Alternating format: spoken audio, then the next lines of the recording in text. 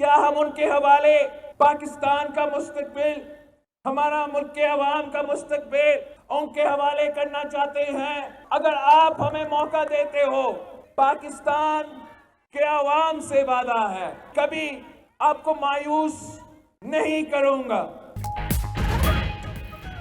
क्या 70 साला बाबू के हाथ में मुल्क का मुस्तकबिल देंगे? बिलावल भुट्टो जरदारी मुस्लिम लीग नून की क़यादत को उनकी उम्र के ताने भी देने लगे। कहते हैं पुराने सियासतदान घर बैठें और आराम करें। किसी को दूसरी या चौथी बार वजीर आजम बनाने से बेहतर है जिसे मौका नहीं मिला उसे आने दें। कठपुतली और सिलेक्टेड राज कबूल नहीं। लाडला बनना है तो अवाम का लाडला बने।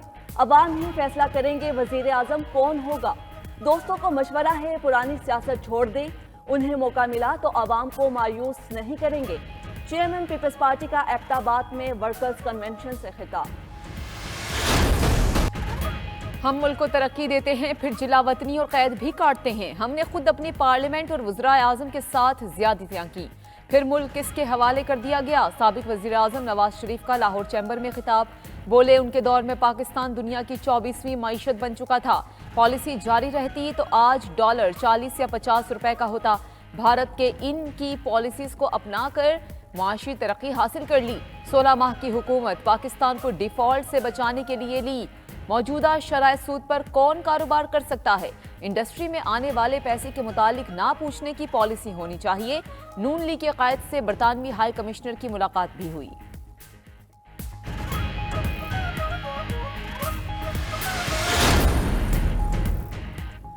साबिक वजीर आजम शहबाज शरीफ से सीनियर सियासतदानों और साबिक अरकान असम्बली की मुलाकात। खैबर पख्तूनख्वा की मुमताज सियासी शख्सियत सलीम सैफुल्लाह खान भी शामिल। सलीम सैफुल्लाह ने नवाज शरीफ की वापसी और सियासी सरगर्मियों के आगाज पर नेक तमन्नाओं का इजहार किया। शहबाज शरीफ कहते हैं मुआशी खुद इन्हिसारी और महंगी से निजात दिलाने के लिए मेहनत करना होगी। नवाज शरीफ की क़यादत में नून लीग ने अवाम से हर वादा पूरा किया।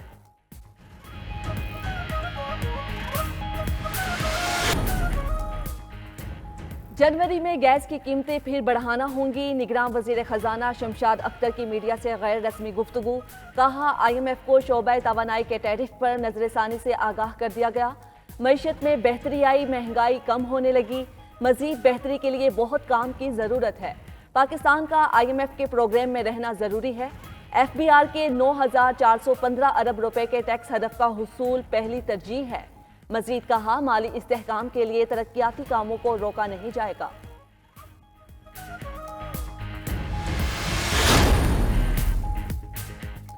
निगरान वज़ीर आज़म अनवारुल हक काकड़ की ज़ेर सदारत खुसूसी सरमायाकारी काउंसिल की एपेक्स कमेटी का इजलास। Army chief general Asim Munir, वज़रा और मुतालिका हुकाम की शिरकत। सरमायाकारी के फ़रोग के लिए इक़दामात का जायज़ा। ISFC के तहत इक़दामात में पेशरफ्त पर इजहार इत्मीनान। कमेटी ने निजकारी का अमल मजीद तेज़ करने की हिदायत की। वज़ीर आज़म के तमाम मुतालिका इदारों को भरपूर ताउन की हिदायत। आर्मी चीफ ने मुआशी बहाली में पाक फौज के ताउन का यकीन दिलाया।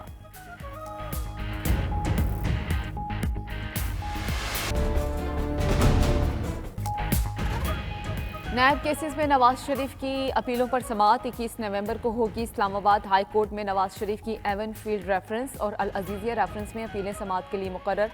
चीफ जस्टिस आमिर फारूक और जस्टिस मियां गुल हसन समाअत करेंगे। अदालत ने नवाज शरीफ की बैरून मुल्क से वापसी पर अपीलें बहाल की थीं। नवाज शरीफ को एहतसाब अदालत ने अल अजीजिया और एवन फील्ड रेफरेंसेस में सजा सुनाई थी।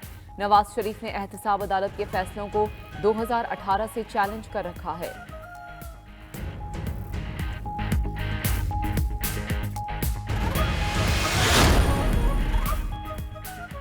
सुप्रीम कोर्ट चेयरमैन PTI की अपीलों पर 22 नवंबर को समाअत करेगी। चीफ जस्टिस काजी फाइज ईसा ने चेयरमैन PTI की अपीलों पर बेंच तश्कील दे दिया।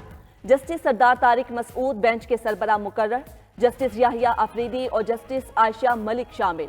चेयरमैन तहरीक इंसाफ ने साइफर केस में जमानत के लिए सुप्रीम कोर्ट में अपील दायर की। सुप्रीम कोर्ट से साइफर का मुकदमा खारिज करने की भी इस्तदा की। Islamabad high court chairman PTI की दरख्वास्त खारिज कर चुकी।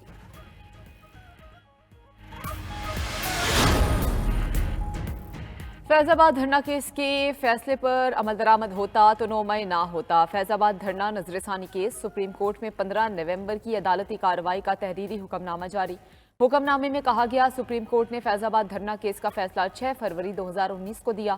फैसले में माजी के पुरतशद्दुद वाकयात का हवाला और मुस्तकबिल के लिए वार्निंग दी गई। तकरीबन 5 साल गुजरने के बावजूद हुकूमतों ने फैजाबाद धरना फैसले पर अमल दरामद न किया। नतीजतन कौम को 9 मई के वाकयात देखना पड़े।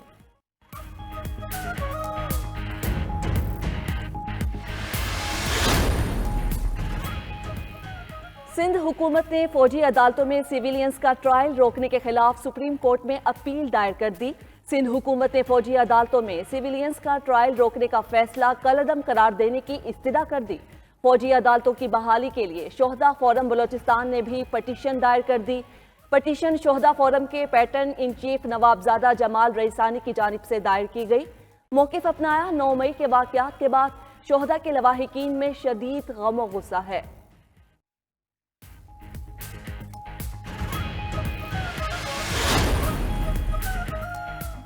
सिंध में लेवल प्लेइंग फील्ड ना दिया गया तो इंतखाबी नताइज नहीं मानेंगे। GDA के इजलास के बाद सदरुद्दीन राशिदी की गुफ्तगू। बोले, सिंध की निगरान हुकूमत पीपल्स पार्टी की बी टीम इलेक्शन कमीशन सो रहा है। पीपल्स पार्टी का सिस्टम चलाने वाले अफसरान के जरिए इलेक्शन कराना बेकार होगा। नून लीग के वफ्द को GDA ने अपने मौक़िफ़ से आगाह कर दिया।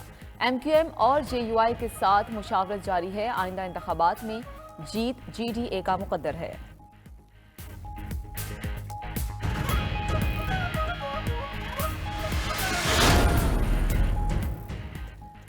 MQM ने पीपल्स पार्टी को सियासी तन्हाई का शिकार कर दिया। खालिद मकबूल सदीकी कहते हैं, कोई छोटी या बड़ी जमात PPP से मिलना ही नहीं चाह रही।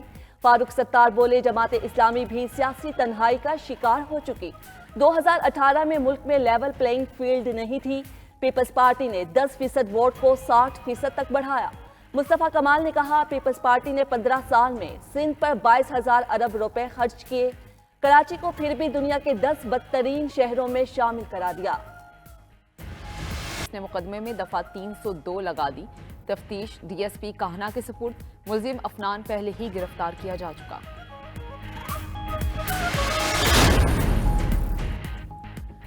2.5 लाख मेट्रिक टन फाजल चीनी की बरामद की इजाजत दी जाए। शुगर मिल्स एसोसिएशन का वजीर तिजारत को खत लिखा, चीनी की बरामद से काश्तकारों को बरवक्त अदायगी को यकीनी बनाया जा सकेगा। मुल्क को तकरीबन $400 मिलियन का कीमती ज़र मुबादला हासिल हो सकेगा।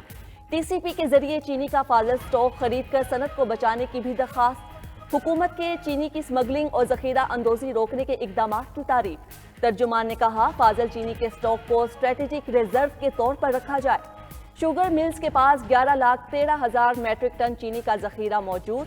क्रशिंग सीजन के आगाज ने इंडस्ट्री को नाजुक सूरत हाल में डाल दिया। कराची वाटर कॉरपोरेशन में बड़े पैमाने पर उखाड़ पिछाड़। MD वाटर कॉरपोरेशन ने ताकतवर ऑफिसर को मुअत्तल कर दिया। ग्रेड 18 के अफसर ताबिश रजा हसनैन के पास वाटर कॉरपोरेशन में 3 ओहदे थे। ताबिश रजा को तीनों ओहदों से फारिग कर दिया गया। ताबिश रजा के खिलाफ शकील कुरैशी को इंक्वायरी अफसर तैनात कर दिया गया।